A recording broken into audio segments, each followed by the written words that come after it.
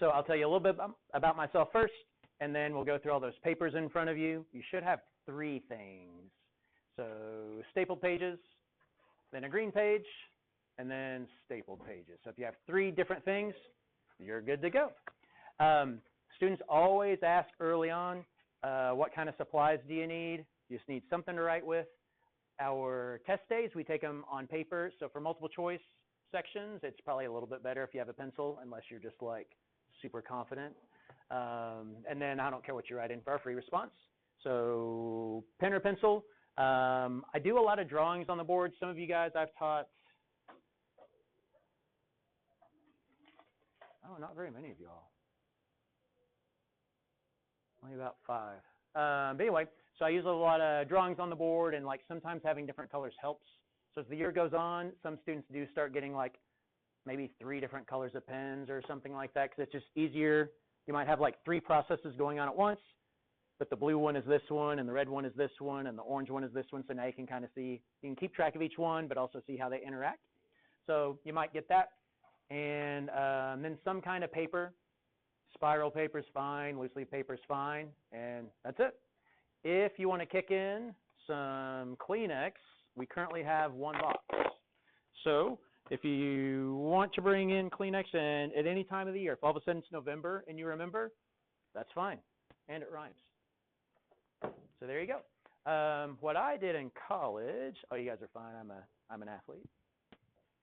So what I did in college was I just had a spiral and like one of these cheap folders for every class. And so that's all I needed. So if I was taking this class, like that's how I work. If I put all my physics stuff in a spiral, then like I don't lose it. And then if my teacher hands me something back, I need a place to like keep it. That's it. So if you have some sort of big file system or whatever, but you never do like a folder check or anything like that for me. So it's just, this is what I like. So do whatever you want.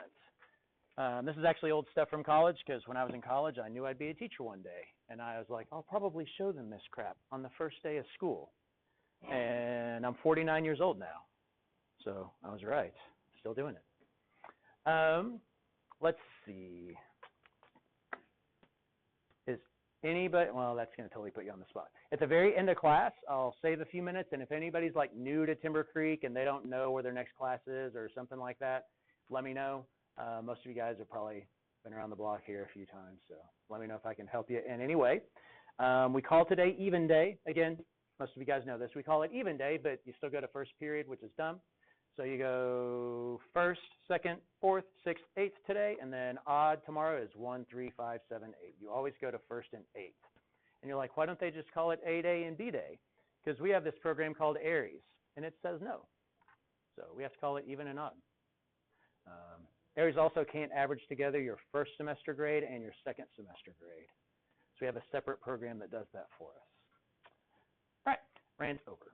If you are digging through the paper parts, I'll kind of point you to some things here in a little bit on those. Otherwise, this is what you normally see every day that you come into class. It's just our syllabus.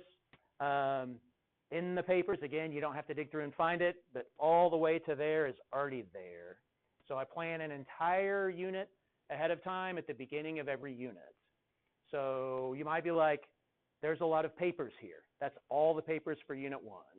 That's all the notes for Unit 1. It's the test review for Unit 1. It's everything for Unit 1.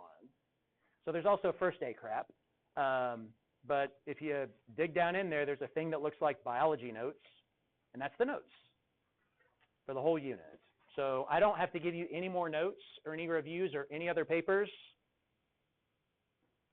until September. And then I'll give you all the stuff for Unit 2. And when you walk in, everything for Unit 2 will be up here. So you'll always know what's going on. So you know when your first quiz is, it's right there. You know when your first test is, it's right there. Most of the time, we're able to stick to the schedule because most of the time, I kind of already know we got to burn some time to go and get textbooks. They have those class talks where they talk about seat time and things like that.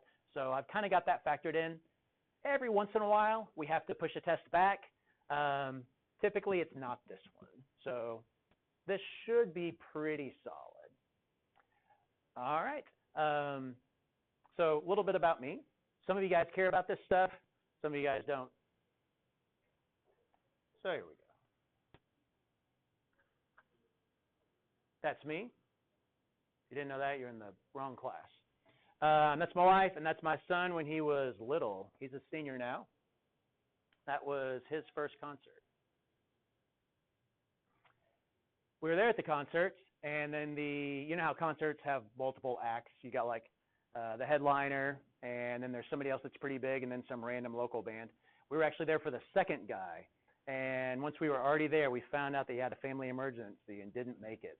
So everybody at the concert was somebody that we didn't know the music and had no idea what was going on. So it was a bust, but otherwise fun.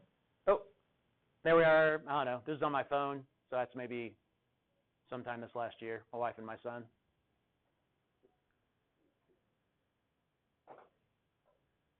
Genetics. That's our dog when she was a puppy, Lucky. Here she is now. You can see the old in her face. You're like, oh, she's got like little outlines. That's just because she's old. But she's sweet. This is not my dog. And you're like, why do you have a picture of someone else's dog? This is a dog that was in our house. My wife says yes to everybody that goes on vacation, and we watch their dogs for them. And so this is Molly. And as you can tell, Molly's sick of your bull crap. And she also sits like a person. That's why I like that. She's just sitting there like, there's one picture where she's looking straight ahead like she's just watching TV, and then the other one is like she's over here looking at you like, you better knock that off. These are the fellas. This picture's kind of old. So that's Darren. He and I have been friends since second grade. He lives in Oklahoma. He was here this past weekend. That's Jay. He and I have been friends since first grade. And I guess I haven't seen him in a little while, since, probably around Christmas time. Chris, I was in Colorado with him earlier. He and I have been friends. We knew each other in seventh grade, but became like really good friends in like eighth.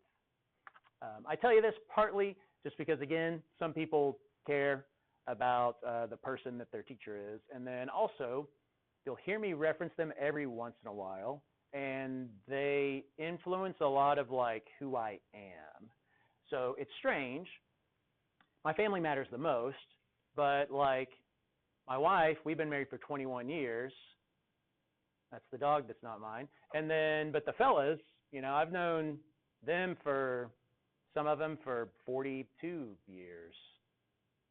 So the thing, like we view the world in many ways similarly. There's some diverse views in there, but in many ways similar. There's also a guy named Mike. He and I have been friends since 10th grade. He's not in that picture. And this is Mud Bowl. So every year around Thanksgiving, again, if you hear some of this, you'll kind of, sometimes if somebody just tells you about stuff, you can kind of understand what they're like with all stuff.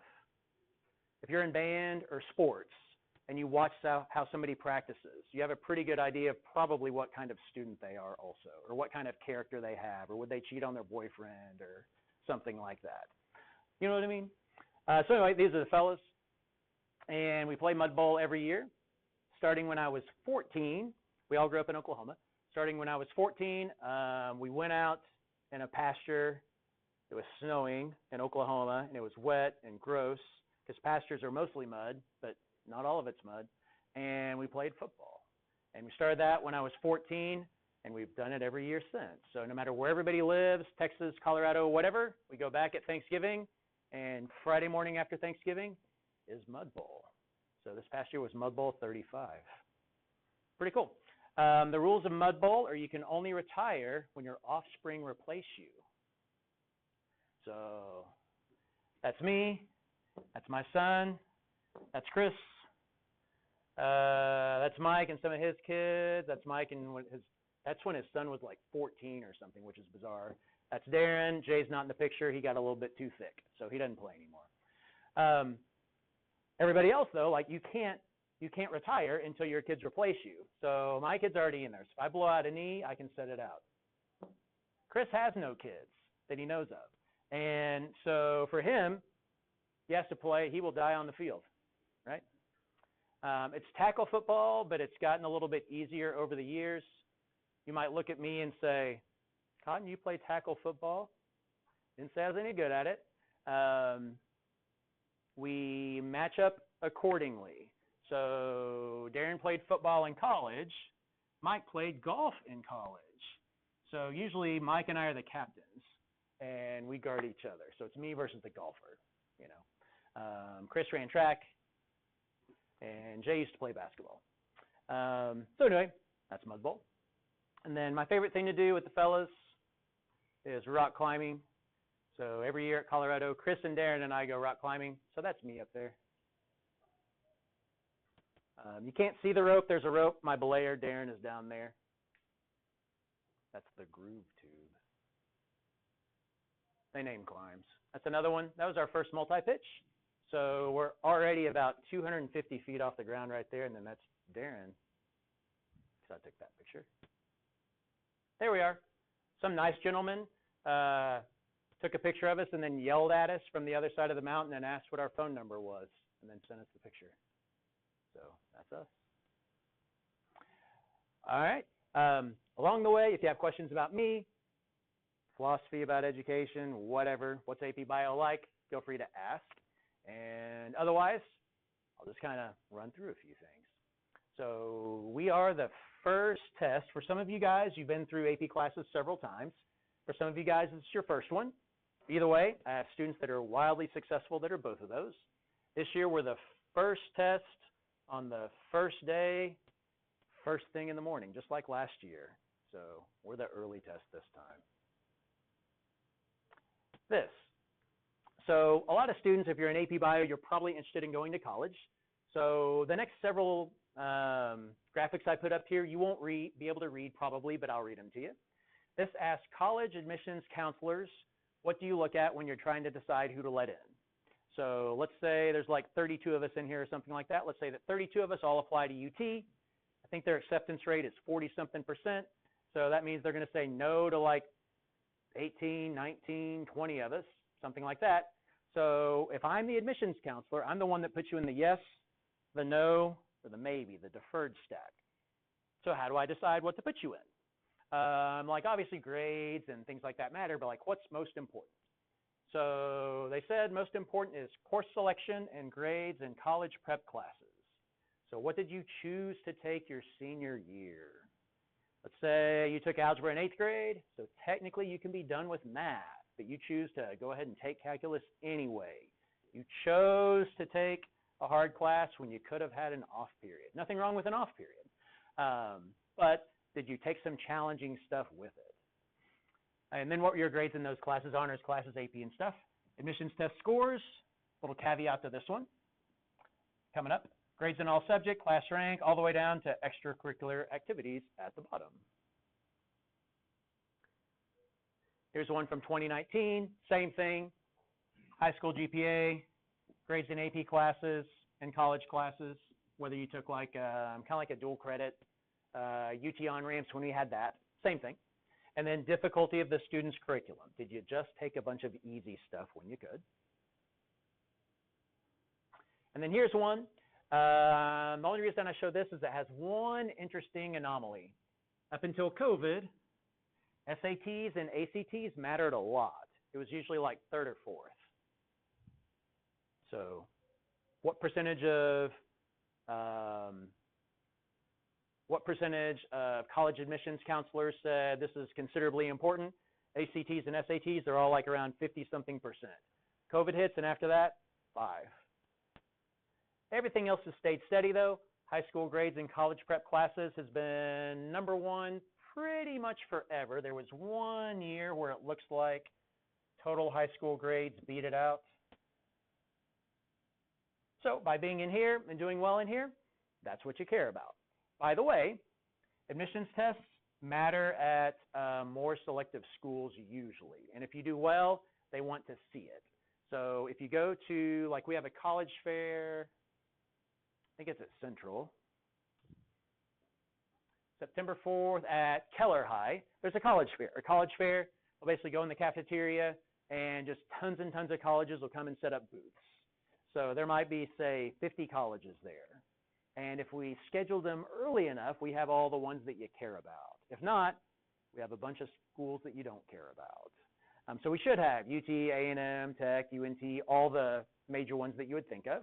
And when you go up and talk to them, they'll say, like, by the way, test scores don't matter. And you're like, I actually got a really good score. They're like, excellent, make sure you put that in there.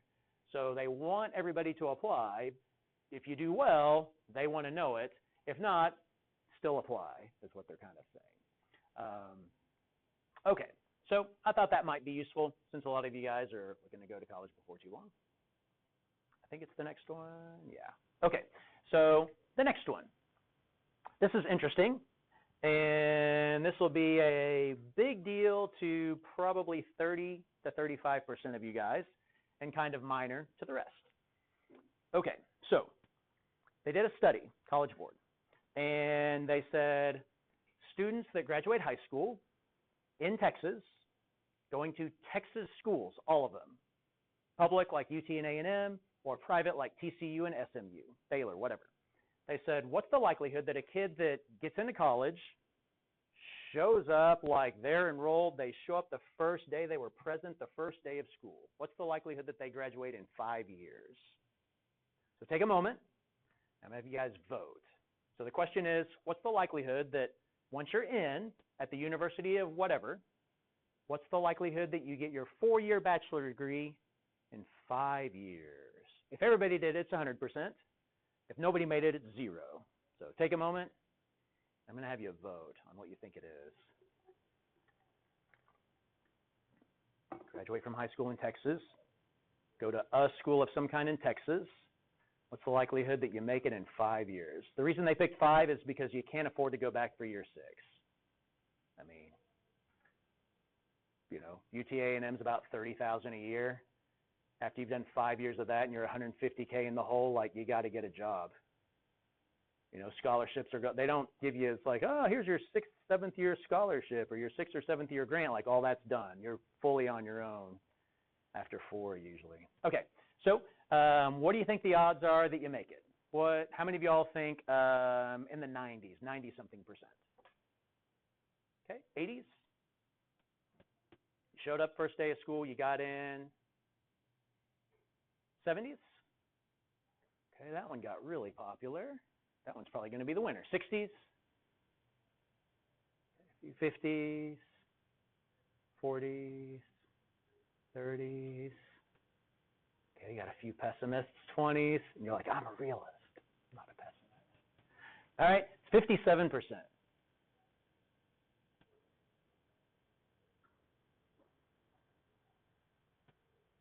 If you took and passed an AP exam. If you never took an AP exam, it's 17%.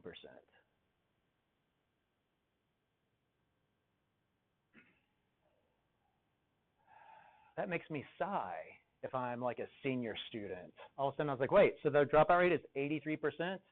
If I don't take an AP test, if I fail an AP test, it's 37%.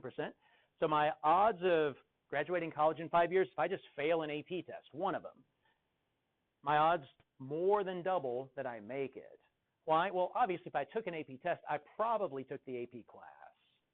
There are exceptions. If I'm a native Spanish speaker and I just roll into the AP Spanish test and I, get my 5 and I go back home, sure. But most people aren't like, I think I'll take AP Physics 1. It's like, did you take physics? You're like, nah, but I'm probably good. No, nobody does that. So 57%, if you take and pass at least one AP exam. Again, this is Texas students in Texas schools, so this couldn't apply to us any more, any better. Now, about 30% of Timber Creek is low income, officially, and we think it's closer to 35. That's because, just because I qualify as low income doesn't mean I tell anybody. So just because I qualify for free and reduced lunch doesn't mean that I sign up for it and I take it. It might be that my dad says, we don't take a handout, we're not that kind of, whatever it is. So this probably applies to a third of us. So a third of us are in this column.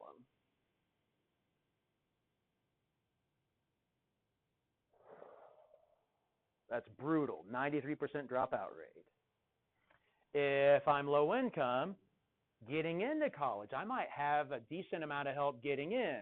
That doesn't mean that I make it out. There's a 93% chance that I don't make it out. And money's not everything, but you've heard the saying like the rich get richer and the poor get poorer. There you go.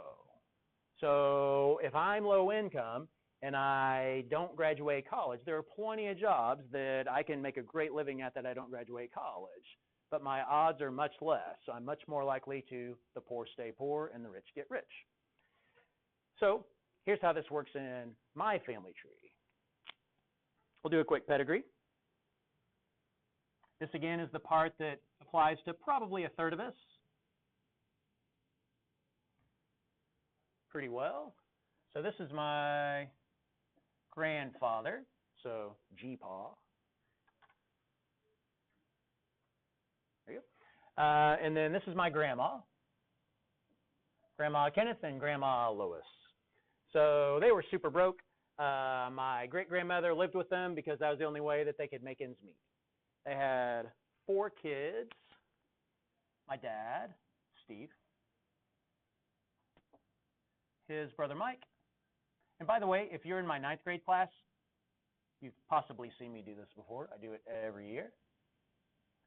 Brenda and Missy. And pedigrees, biological males are always squares, biological females are always circles. Okay, so my dad went to college. When they grew up, they ate mostly rice and beans. You can eat rice and beans indefinitely. Turns out if you get rice and a couple different types of beans, you don't need any other protein source, fat source, nothing. So you can live forever on rice and beans. So they ate that like most of the time. If they were getting meat, it was canned meat. That's like Spam. And it's because the can was dented, so it was reduced. So I'm pretty sure that he like never went to bed hungry, but that's because he had a belly full of like rice and beans, again, type of thing. He went to college. He didn't have any help, so he went to college, worked full time while he went to college. He had a paper route that he started at 3 in the morning, and back in the day, you used to deliver papers in the morning and the afternoon every day. He also worked at Ford, like sweeping floors. So without taking out any loans, hey, Charlotte, come on in. So without taking out any loans, he went to college and paid for it as he went. So imagine if you were like, hey, I'm a senior, and next year you're applying to UT, and they're like, all right, first semester, that's $15K. And you're like, I earned that this summer. And then by the time Christmas rolls around, while you were in school in the fall, you earned another $15K to pay for the spring. That's intense. So that was my dad. He had a super strong work ethic. And because of that, he's in pink. That means he went to college. He met my mom, Patty. She went to college. They had 2 sons, me and my brother. My wife's Jessica. She went to college. We have a son. He's currently a senior here. He's applying to college. My Uncle Mike, married Denise. Where'd Charlotte go? So if you were here the whole time, this made sense. Wait, no. Hang on. Yeah, Charlotte, right? Yeah. So up until now, you're like, what is going on right? Are we doing a pedigree already? Kind of. So Mike married Denise, who went to college. They had 2 boys, Will and Andrew, who went to college. Their wives went to college. Their kids are too young to know yet. They're like 10, 11 years old. Brenda married Don. Neither one never went to college. They had a daughter, Sandra, who didn't go to college. Missy, that's a legit name if you grew up in Tennessee. Missy, Brenda, Don, Sandra, all live with each other right now because they can't afford to not live with each other. That's how they pay the bills. So what do you notice about the color of the family tree? Basically, nobody in the Cotton family tree went to college. And then as soon as somebody does, everybody on that branch does. Everybody in purple is broke. Wonderful people. But Sandra doesn't have health insurance. She's diabetic. She's in a wheelchair. She needs shoulder surgery. She is going to die early because she's poor. And it's a horrible thing to say, like, she'll probably make it into her early 60s.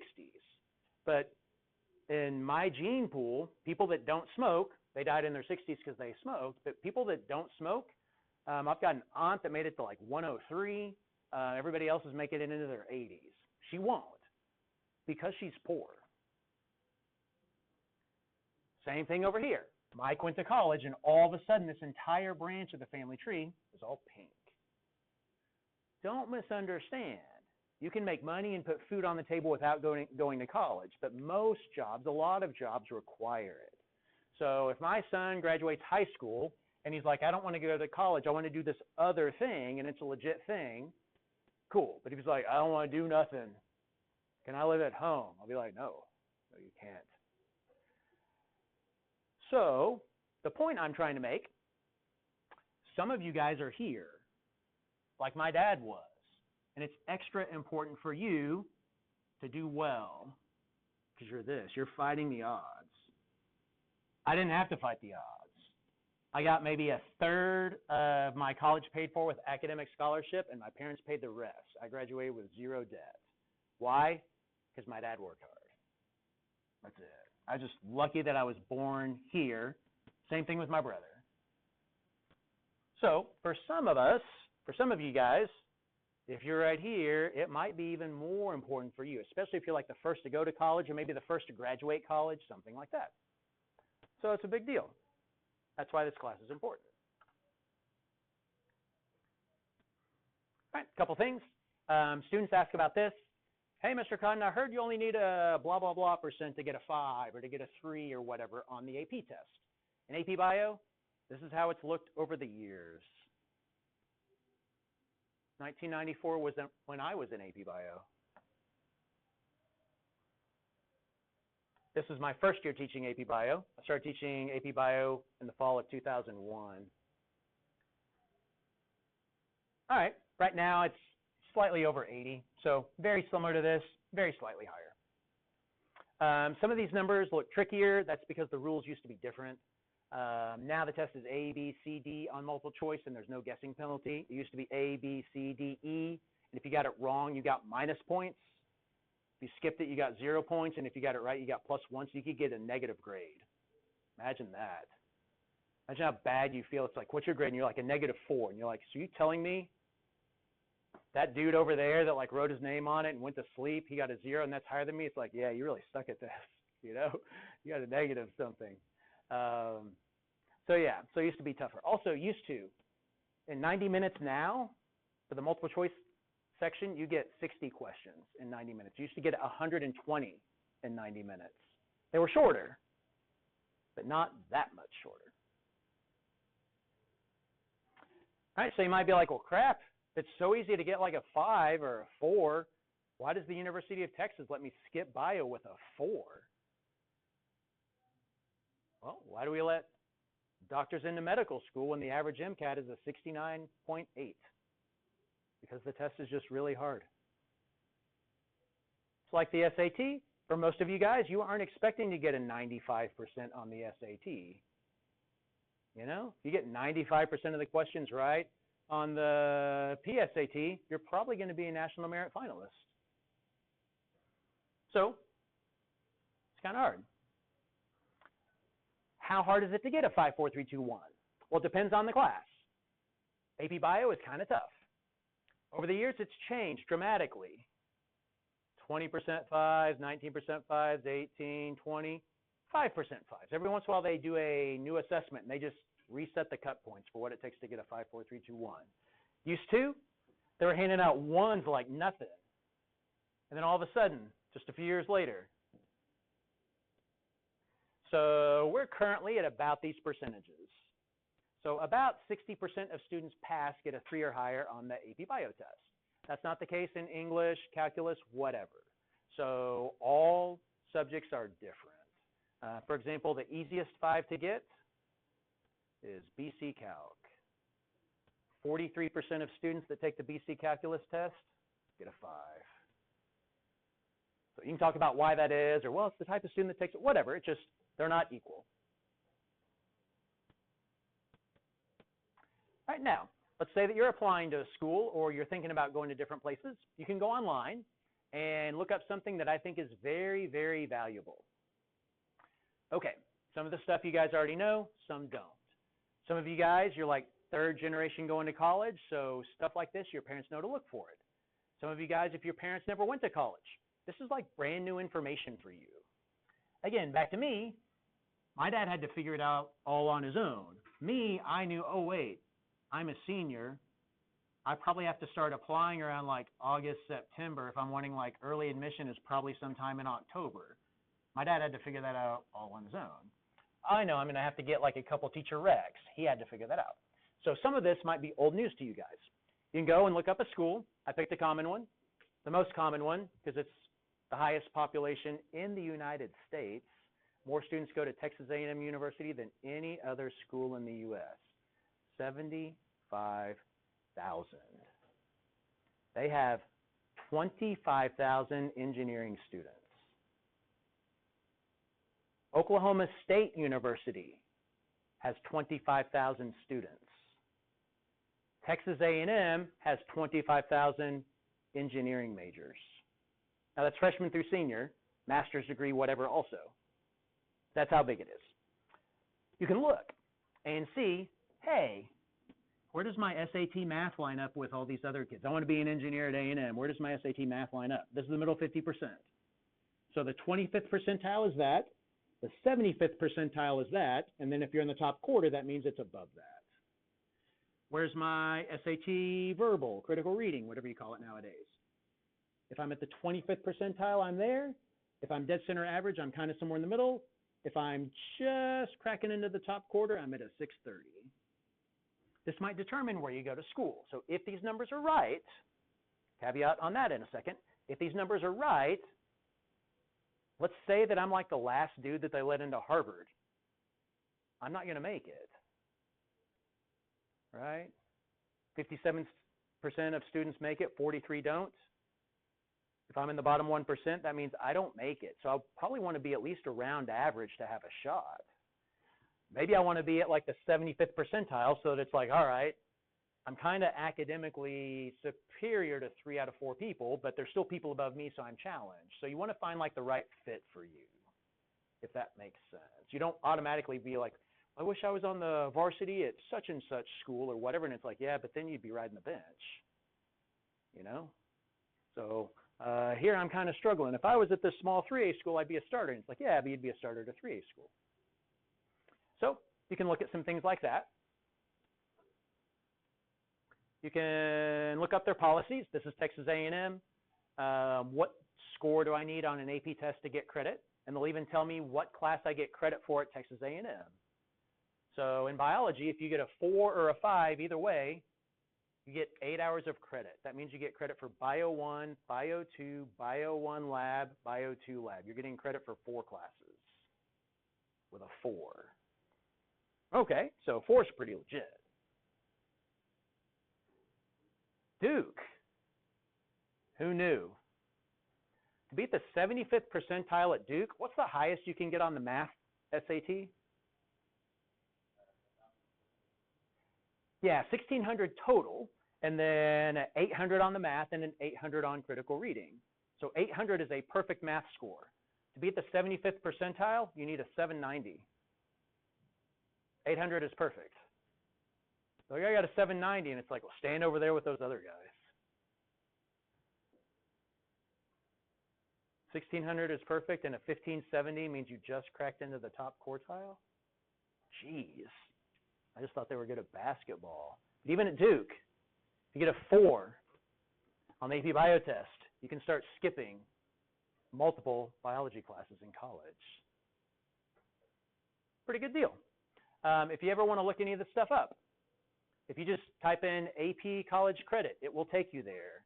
And the site looks a little bit different, but you can search anything you want.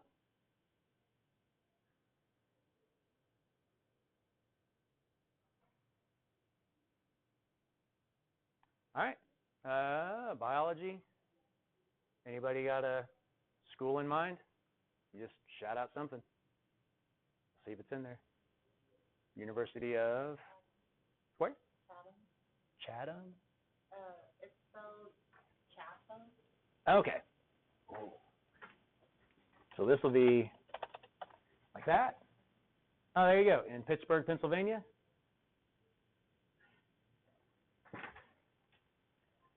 There you go. So it doesn't have to be a giant place like University of Oklahoma or whatever. And then they'll just tell you. So it can be some random. I went to Oklahoma Baptist University. It's in there. So same thing here. Here's the score you need on the AP exam. Here's how many credits you get. Here's what classes you get to skip. So you can look that up for anything. So it's kind of nice. You can look up any class that you want, any school that you want. All right. So far, any kind of questions that you've thought of? All right. Thanks for hanging in there. The next thing that I wanted to do was look at, let's see, got that, the rehash. Okay. So if you're a senior and you apply to college, eventually you typically have to get 2 letters of recommendation. The college can ask for whatever they want. Every college I've ever seen always asks for 2. Some of them will say they want a community member that's not a teacher for one of them. Most of them say one teacher needs to be like within your major more or less. So if you want to major in something sciencey, then you need a recommendation from like a math science. If you want to be an engineer, then like a calculus teacher would work also, for example. So you'll ask your teachers like, hey, Miss So-and-so, Mr. So-and-so, can you write me a recommendation? And then you never see it. So what you'll do is you'll be like, hey, Mr. Cotton, will you write me a letter of recommendation? Sure. And what that means is you type in my email, and then they email me, and I email them. You're out of the loop. So that way we can be totally honest because you don't get to see it. And if you're like, hey, what kind of crap did they ask you? Or you might be like, I don't need to ask. I know what they ask. They ask about, what's this person like as a student? Do they seem to have an IQ? What are their grades like? They don't ask most of that. They will ask me to compare you to other students in the same class. So my opening paragraph is always about so-and-so is in the top X% compared to other AP Bio students. So so-and-so is in the top 10% or top 5% or top 20%. Other than that, most of it is not academic in nature. It's character-based. So again, you likely can't read this from where you're at, but this is University of Texas. So this is literally just me every once in a while. I know I'm going to give a speech like this at the beginning there, so I'll just screenshot while I'm filling out recommendations. And so University of Texas,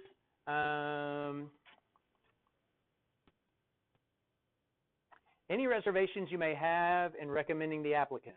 Example, concerns about character or behavior. They always ask this. Is there a reason that we should say no? Tell us all the great stuff, but like, also, by the way, is there any reason that we should say no? They usually ask, is there anything else that we should know that doesn't show up on a form? Like, hey, by the way, this dude basically raised his brother. His parents suck, so he would get home and do all this stuff. So he was basically like, kind of like a dad as well as like doing well in school. So they want to know stuff like that. All right, so is this person of solid character? And I just took screenshots of like random ones. There's another one. This is for an honors program at University of Texas. Do you have any reservations recommending the student? Honesty, integrity, accountability for personal behavior. Let's say I'm a wide receiver. The quarterback throws it, bounces off my chest. That was my fault. It hit me in the chest. But I turn around and I'm like, that was a bad pass. No, it wasn't. I don't take personal responsibility for my own shortcomings. When I hit adversity, do I give up? Do I make an excuse? Or do I try to find a way around it or through it? That's what they want to know. And integrity. That means, do they cheat? Honesty and integrity. Integrity is doing the right thing when nobody's looking. Is this person a jerk? Has a student ever been subjected to any school-related or legal disciplinary action? Problematic behaviors like discipline, intolerance, antisocial behavior, interacting with peers or teachers. Every once in a while, a kid's really cool, but they just have trouble with female authority figures. or male authority figures. So this kid, if his teacher's a female versus a male, it makes all the difference in the world. Colleges don't want somebody like that. University of Texas, again, says no to most people. So they're just looking for, hey, by the way, is there any reason we should not let this kid in? I'd be like, heck yeah, this kid's a psycho. So you go about it a little bit more gently than that. But yeah. Intellectual toughness. These you can't quite see, but we rank you. Are in the top 1%, 1% above average, and so forth. Accepts criticism and makes improvements. Adjusts to demanding schedule and activities without neglecting schoolwork. Accepts full responsibility for own actions. Persists when solving problems. When it gets difficult, do you quit, make excuses, lie, or do you just like, I got to power through? This is what they ask us about. This is the vast majority of what they ask us about. This is also what employers want to know. With AI, it's got to be easier than ever to scrub social media and see what you say on social media. 5 years ago, the likelihood that they're going to be doing that at a place like UT is slim. If you're applying for one of like 20 major scholarships that they have, they did. That's what they said. But nowadays with AI, I mean, I would think that they could look at that stuff more. So, last one. UT Dallas, which has a super elite biochemistry program that you've never heard of, by the way. They're supposed to be like the best in the area, better than Rice. This one's great. So this is for a scholarship also. The day-to-day parent-student relationship for this student is best described as, unknown to me, student is extremely self-reliant. They want to see that. They want to see that you basically do everything on your own. Or they want to see the next one. These are both equally great. Student deliberates parental suggestions. This is where a parent is like, well, maybe you ought to do this and that. Go talk to that teacher. Maybe you ought to do this and that. Go talk to your boss. Student and parent collaborate well with each other as they head off into adulthood. I'm feeling sarcasm. And then the last one. Parent enjoys great involvement in student daily affairs. Oh, did you pack your lunch? Did you get your charger? It's by the door. Do you need me to get that for you? Oh, I left it at home. I'll drive it up to you. That's that one. So they don't want that one. This is what they ask us about. This is what employers care about. Everything else we can kind of see on a piece of paper. So again, that might be useful. It might not be. Don't cheat. Here's University of Texas. Here's Texas A&M.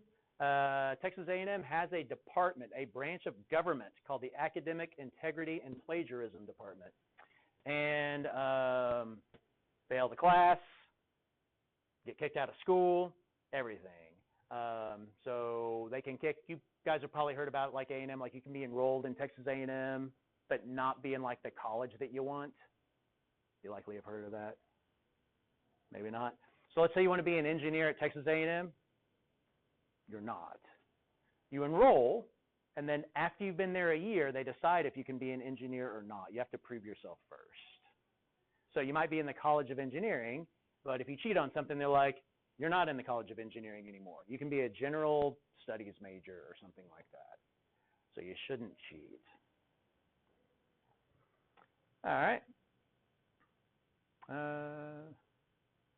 Separate.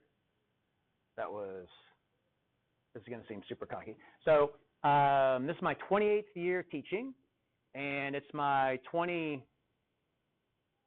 year teaching AP Bio. So I started my first 7 years were at South Lake Carroll. Then for 3 years I worked for this education company. I tried to help other AP Bio teachers in struggling districts, Dallas ISD, Houston ISD, big metro districts, stuff like that. I did that for 3 years. They expanded and became this national thing. My son was born, so I quit, and I started teaching at Ridge. And these are the 7 years I taught at Fossil Ridge for these 7 years. These were the 7 years before I got to Fossil Ridge. Nobody had ever gotten a 5 on the AP Bio test. 3 kids had gotten a 4. 8 kids had gotten a 3. So in a 7-year span, they had 13 kids pass the test. The 7 years I was there, we had 25 5s, 64s, and 124 3s. 209. So I've taught it for a long time. I've seen all the different iterations of the test and stuff. Not everything is about the AP test, but what's nice about AP Bio for me is that I can teach the best class that I think should be, and it lines up with like the AP exam, if that makes sense. When I teach my 9th grade honors bio class, teaching towards the STAR test and teaching them what I want for honors bio is not the same. So that's kind of annoying. But when I teach what I think is the best college biology class, AP curriculum matches up with it like 95%. So it's great. Any questions that have popped up so far? You guys are doing good for first day after lunch? All right. So now we got the cheating speech. If you're in my 9th grade class, you've heard this. It's great. So the main idea is this. I think as the year goes on, or if I was your teacher in the past, or if maybe you know somebody that's had this class, they'll be like, Cotton's a pretty reasonable guy. There's one exception, and that's cheating. With cheating, I'm not reasonable. Not in the slightest. So I'll walk you through my view on cheating, and then I'll kind of explain why you should be on board with it. Okay, so as I said, at the very beginning of my teaching career, I was at South Lake Carroll. So my first year, this is my cheater folder from that year, back when everything was on paper, before PowerPoint existed. And so I had this kid named John. He cheated on like a reading quiz, so I gave him a 0. Then we took a vocab quiz. So I was the new biology teacher, so if they're like, we take vocab quizzes, it's like, all right, I'm giving vocab quizzes. So we had a vocab quiz. A vocab quiz is very cheatable because maybe you got like 20 words that you need to know, and the teacher's going to ask you 10 of them. So at least you know what kind of information you would need to cheat. So I got John, or we'll call him John, since that's his real name. And so John had like written the answers on his hand, and he was looking at it. And so he's kind of like looking at his hand and all that. And then he's done with his quiz, and he starts kind of going like this, like the sweat's going to kind of erase it. And I was like, oh, crap, what am I going to do? Well, I'm in South Lake. So 50-50 shot, mom or dad's a lawyer. I need good evidence. So I just took him down to the copy room and just copied his hand. Probably can't do that nowadays. Probably be considered trauma. So I thought that's pretty awesome. Don't you? That was pretty good. So I copied his hand. That was the second time I caught John. The third time I caught John was on a test. Back then, tests were 70-30 instead of 60-40. Summative, formative, it was 70-30. So 70% of your grade was summative tests. We're taking a test, and now I'm just waiting for John to screw up. Now I'm just setting him up because now it's a game, and I want to destroy his grade. So, Scantrons. I don't know if you guys ever took the long, skinny Scantrons. You might be the last of the generation that has. So I have the Scantron. Take the Scantron, take the test. I give you guys back your Scantrons the day after the test. Just like in here, we have those little bubble sheets. And then I'll put the answers up here. You guys will kind of look. It's like, oh, I missed number 7, or I missed number 15. And you can ask me about, hey, could you explain number 7? Could you explain number 15? Cool. So I hand back the Scantrons. I don't trust John at all at this point. So I'm like, I bet he'll cheat if I give him the opportunity. So I hand back the Scantrons, and then I kind of just go over here and screw around on my computer a little bit or whatever. Turn back around. John's got his hand up. Mr. Cotton? Yeah, John. It misgrade. You know how sometimes like you guys will like erase a bubble and it doesn't erase all the way, and so the Scantron kind of, the bubble sheet, it doesn't quite grade right. So it's like it misgraded 6 of mine. What did John do? What had John done? Well, I had my back turned, and the answers were up on the board. This was written in pencil, so what had he done? He erased them and changed them, right?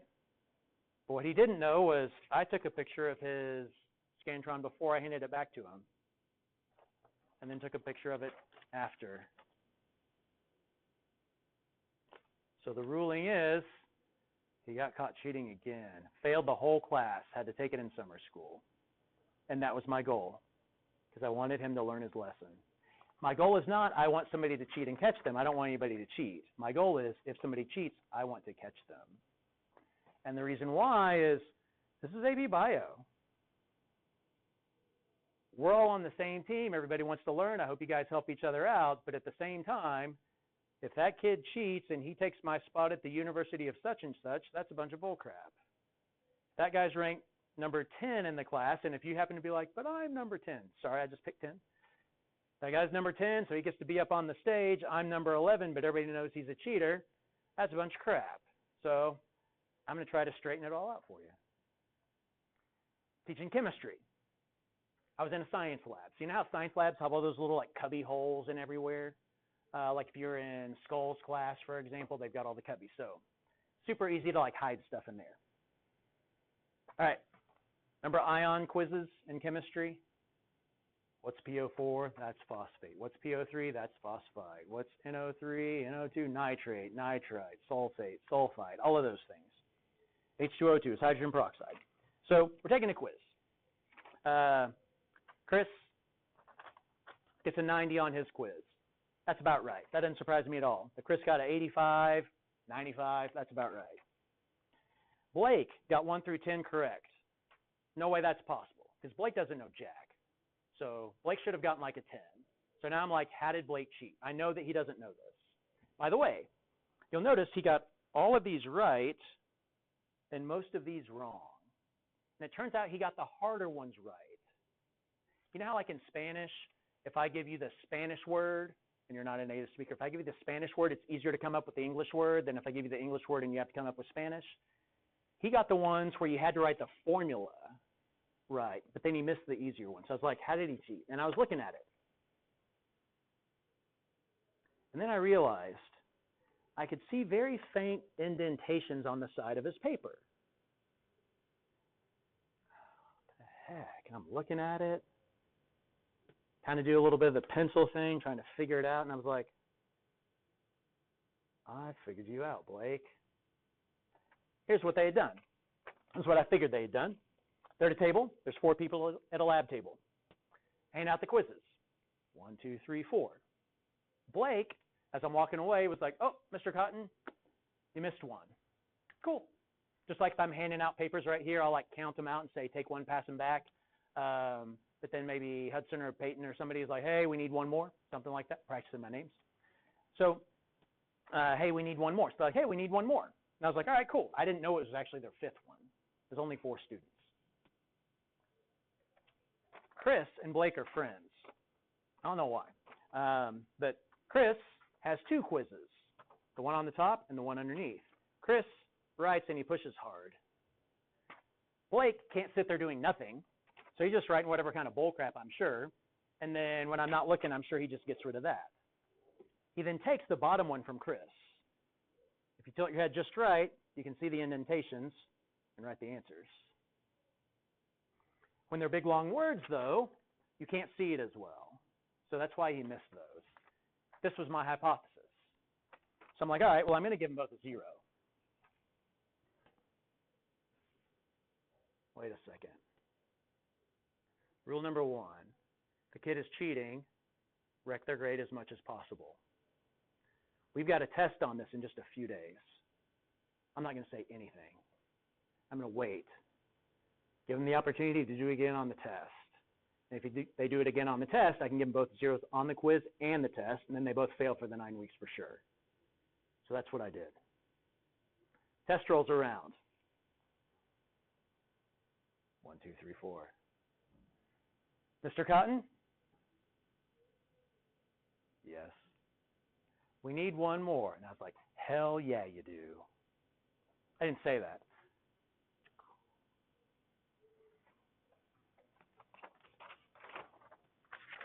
On this one, there's the indentations. Then he wrote it out to the side of the indentations even. So 0 on the test, 0 on the quiz, because I was right. And they were a bunch of cheaters.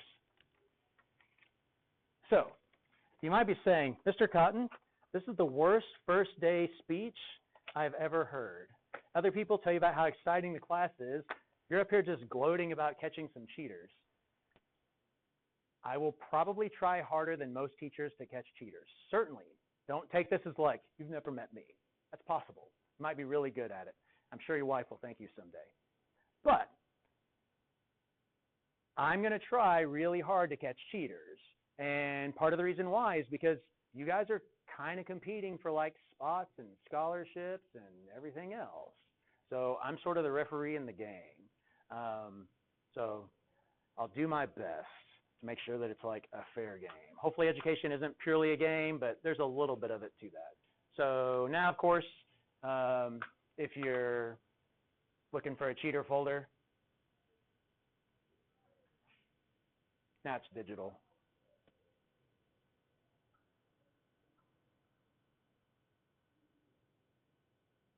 There it is, all caps, exclamation point.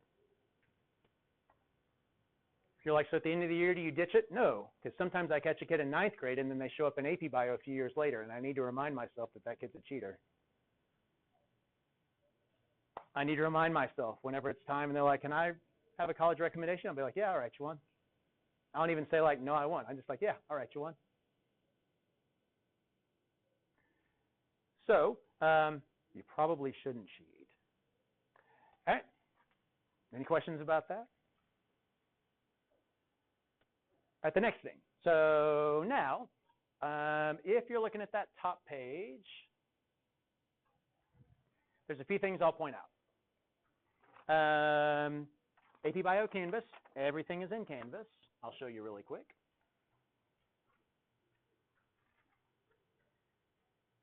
So here's our Canvas page. Let's say that you get home and you left some sort of paper or whatever. If it's notes, just click on it. There it is.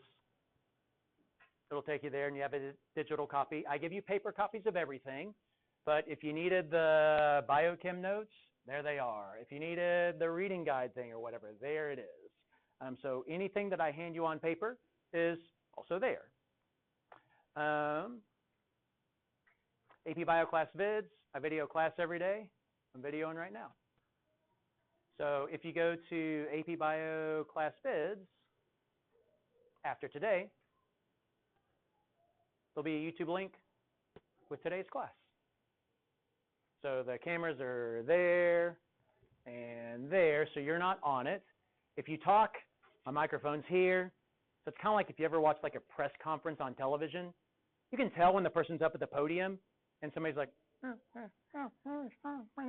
you're like, well, the reason we did that is this. So we could tell maybe that somebody's asking a question, but we can't hear your voice or anything like that.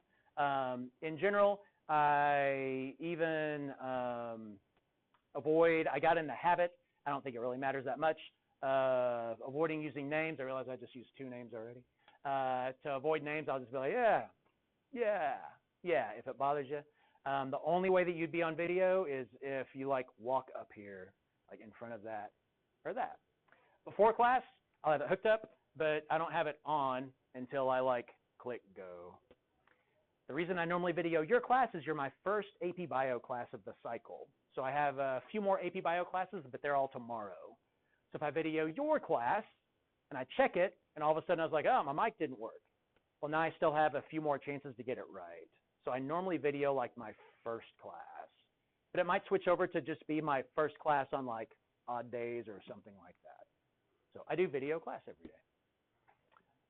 It is, the only way you can get there is with the link that I have through Canvas.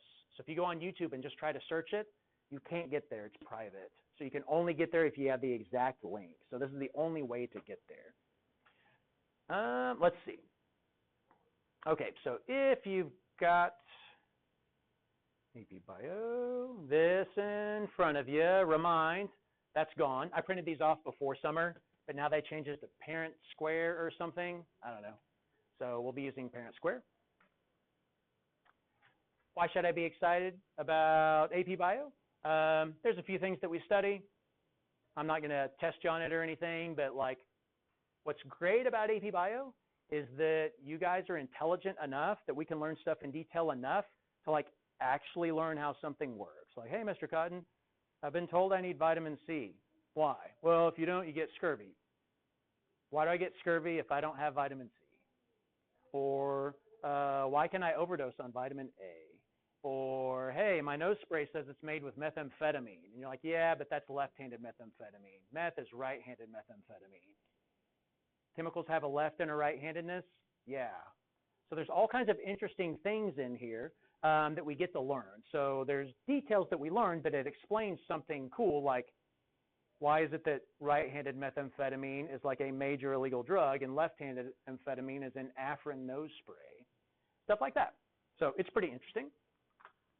There you go, students, parents, whatever. You already heard my cheating speech. We video class every day. So like I said on my Canvas page, that's how you can get to our class videos. Voluntary homework. So this is, I have the most significant voluntary homework program in the school. A few other teachers do it also. So voluntary homework works like this. There's a green page.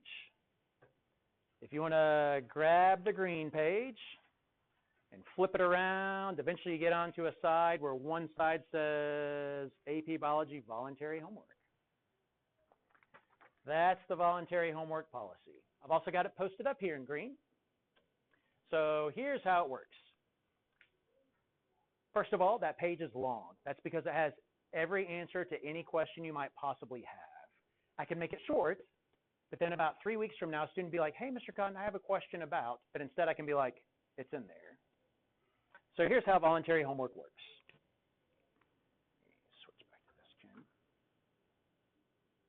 All right, so right now, for summative grades, they count as 60%. Formative counts as 40%. Whenever I'm teaching, I'll make sure I have better pens. Whenever we're learning, like teaching like biology content. There you go, that's a little better. So summatives are like tests. Tests usually go in twice, labs go in once, that type of thing. So summatives, they are what they are. They're summative. Formatives, so you might have tests, lab. Formatives, usually tests go in twice, labs go in once.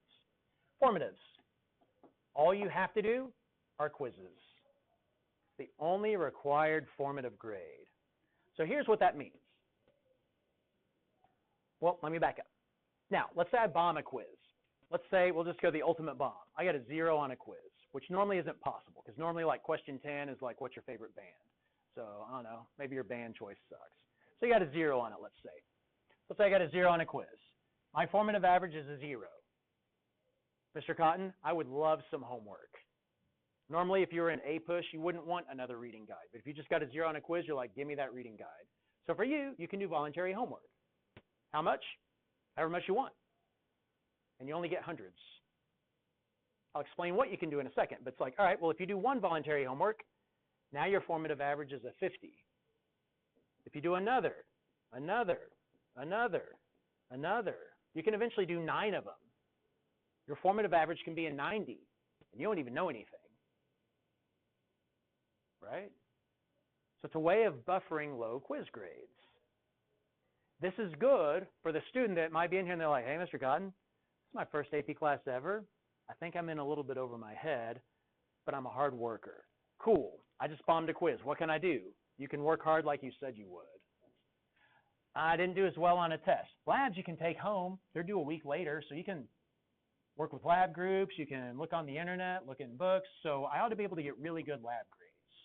So there's something in there. If this class is too much, but you're willing to work, you can just pass by just grinding it out. It's like, man, we got to let that kid play. He just works so freaking hard in practice. He sucks, but all right, Cotton, you're in. Go pitch. It's homer. But, you know, they let me play. So that's great for the kid that needs to grind. So the hardworking kid can succeed in AP Bio. What about freak genius kid?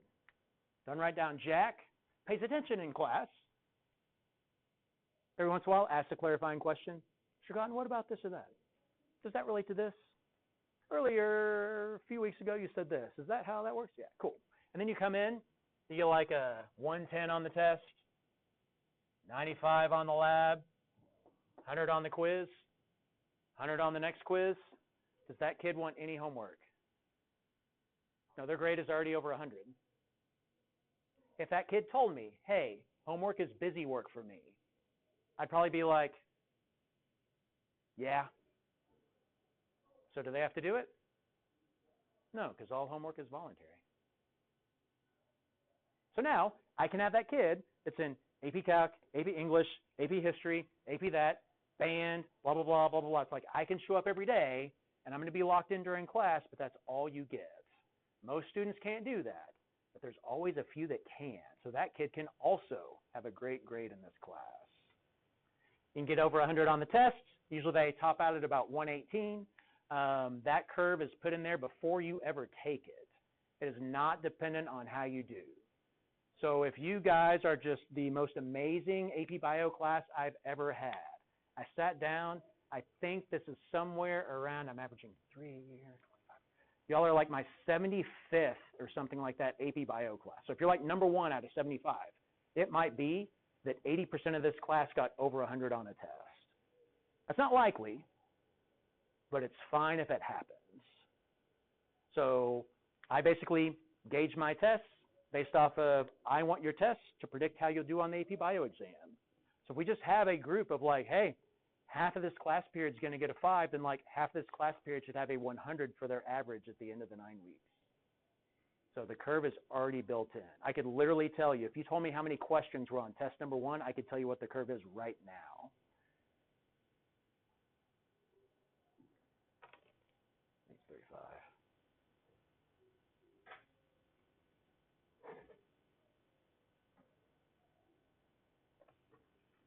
The highest grade you can get on the first test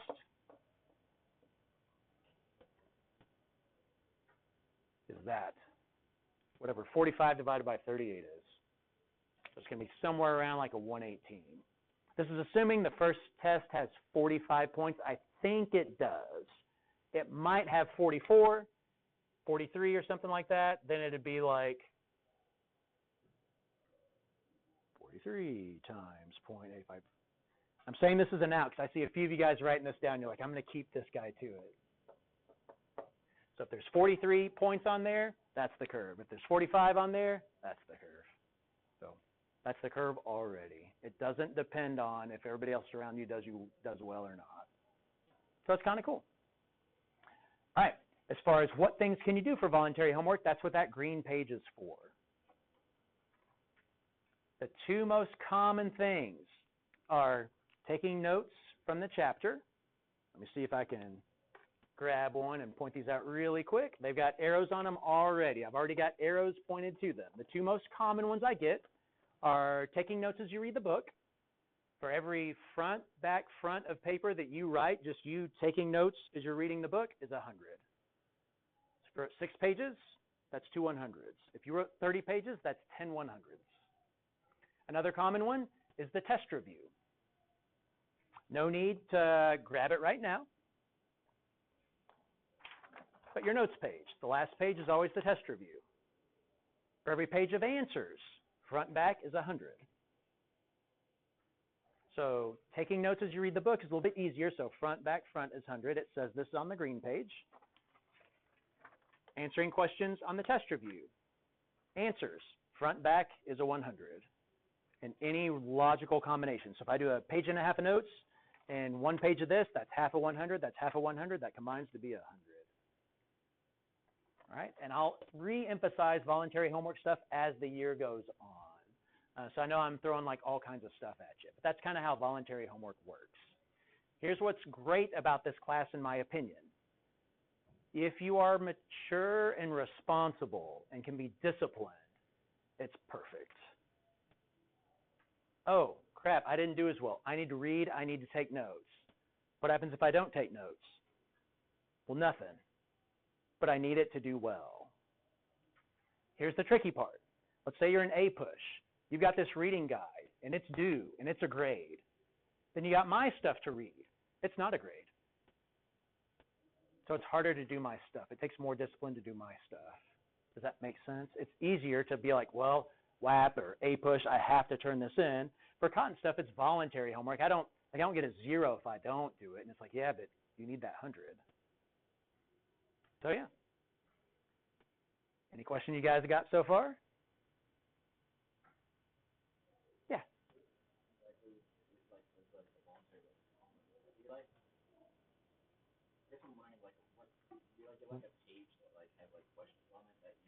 Yeah. So like, let's say that so at the end of Unit 1, the very last page of the notes, there's just a bunch of questions.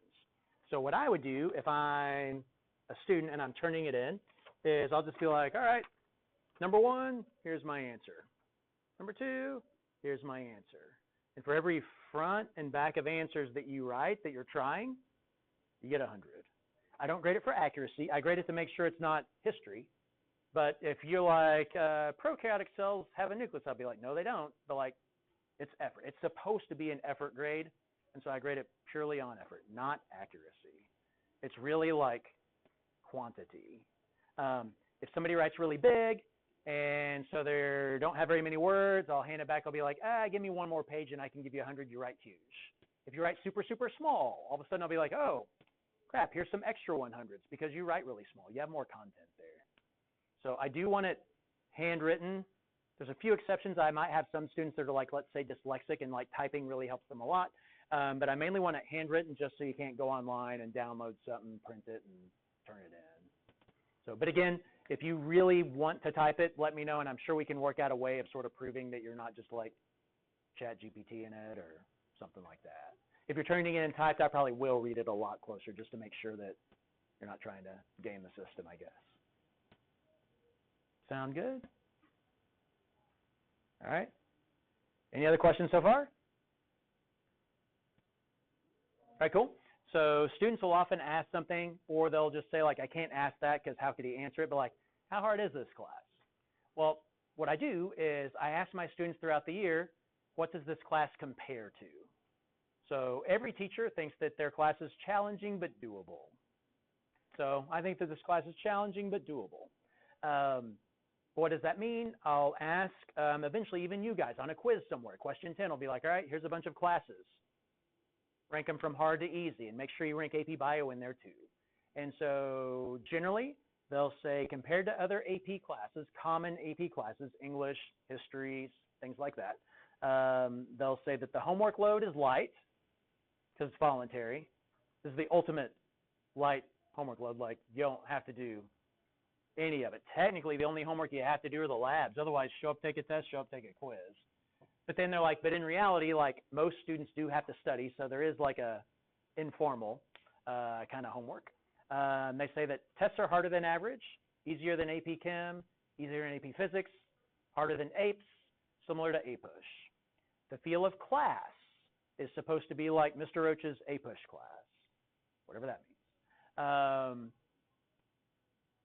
Most of them have something that they can say is more difficult and things they can say are more easy. It seems like I would say it's a harder than average AP class, but keep in mind, I might be in AP Psych all year long, and at the end, if I do well, I get 3 hours of psychology credit, because in college, psychology is a 1-semester class. And here you're trying to get credit for Biology 1, Biology 2, Biology 1 lab, Biology 2 lab for science majors. So it should be harder than AP Psych, because Psych is 1 semester. This is 3 hours. This is 8 hours. Labs only count as 1 hour, even though they're 3 hours long. So you're trying to get more credit, so it should be a little bit more difficult than that. What other questions do you have about things like that? I can try to answer them. Like, what would you say about this? Or what's difficult about that? Or what's easy? Or, yeah, Alex. Yeah. Will we be doing a dissection?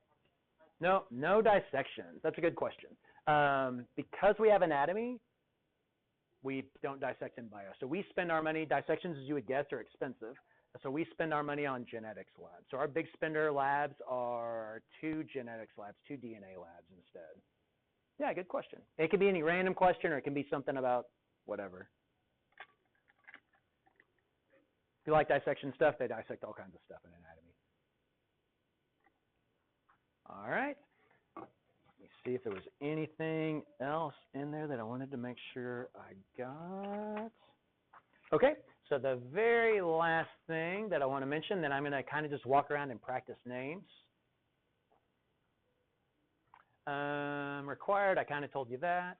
I do have students that sometimes ask me, like, is it good to get like one of those AP prep books, like Strive for a 5 or Kaplan or whatever? Some students get it and they're like, it's great. I use it all year long before the cells test. I look at it. Others are like, yeah, it's fine. If you do get one, I'll have to look again, but most recently the Barron's one was really good, and then the full-size Cliffs was good. 5 for 5 most recently sucked. Kaplan sucked. Again, that might have changed, so I haven't seen a recent Kaplan's, but the most recent Barron's is good. Here, as far as things you need to do, you know how a lot of times you have you have to go home and get a signature on something for the first day or whatever? So the very last page, what you'll eventually do is you're going to tear off that last page and you're going to turn this in. So what's on there is this. It says it on here. What's due is the parent signature page at the end of this, right here. And then the student info page at the right. The student info page at the right just allows me to get to know you a little bit. What do you anticipate is going to be your toughest class? What do you think your easiest class is? I understand not everybody has 8.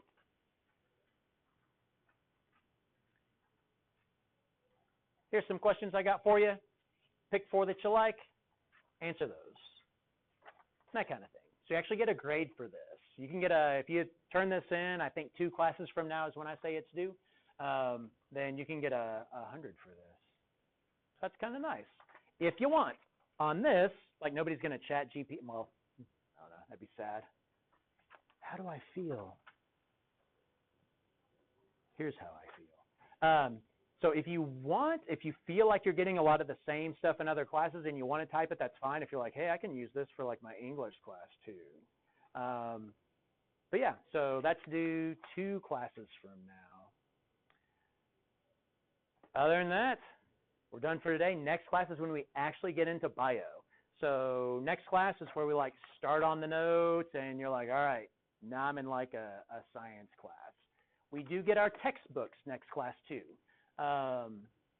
Miss Gilly is down at the South Hall at the beginning of classes on Friday and Monday. So I know everybody made it on time today. Is there anybody that like on Friday you won't be here on time because of KCAL? Maybe today you didn't go to KCAL or something? Sweet. So first thing that we're going to do on Friday is I'll take roll, see if it seems like everybody's here, and then we're going to like run down and get our biology books. Otherwise, that's it. I'll kind of circulate around. Grab me if you got a question. If you're brand new to campus and you need to figure out where your next class is, let me know.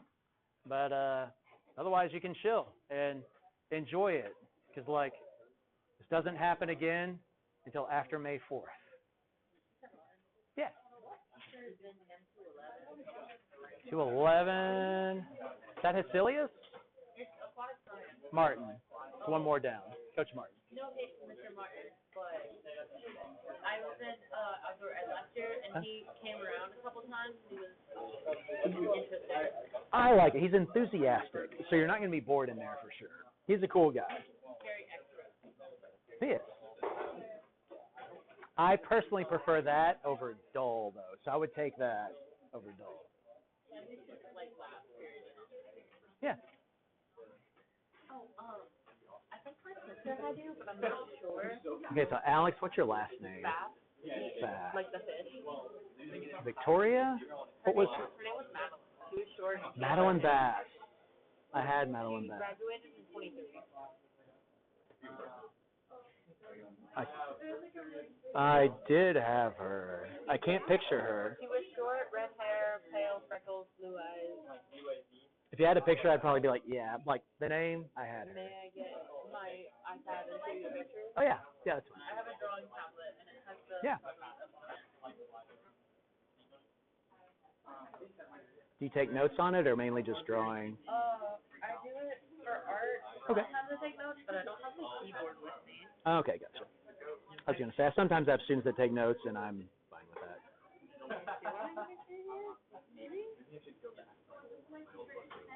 This is her freshman year of college.